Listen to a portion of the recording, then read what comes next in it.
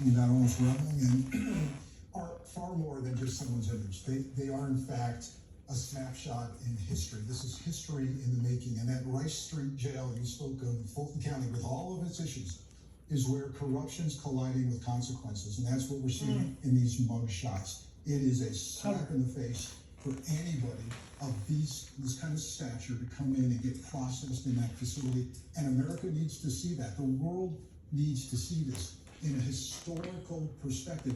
You know, it's not only history for the nation at large, it's history for law enforcement. I have to think back to the late 60s and early 70s for a moment in law enforcement history where law enforcement, particularly the FBI, but also police departments in major cities, struggled to figure it out. What am I talking about? I'm talking about a period of time of violent anti-Vietnam protests sometimes, terror groups blowing up police stations. The Sudanese Liberation Army kidnaps Patty Hearst, very anti-government. People start hijacking planes to Cuba. And the FBI is sitting there going, what is going on domestically?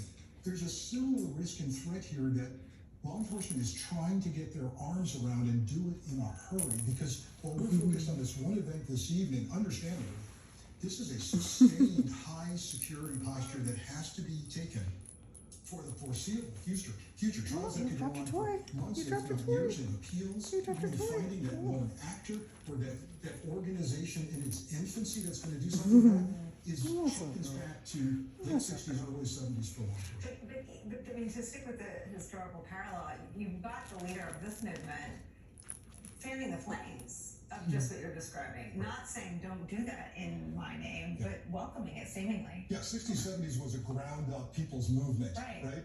I think that too. Driven by what we call stochastic terrorism. You've heard this phrase before. Oh, almost fell.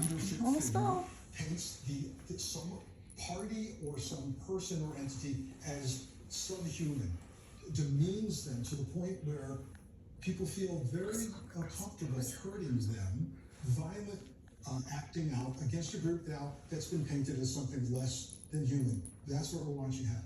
Carol, I want to give you the last word, and I want to come back to your extraordinary body of reporting and some of it in the books that you wrote with Phil Rucker, really relying on the expertise and the firsthand interactions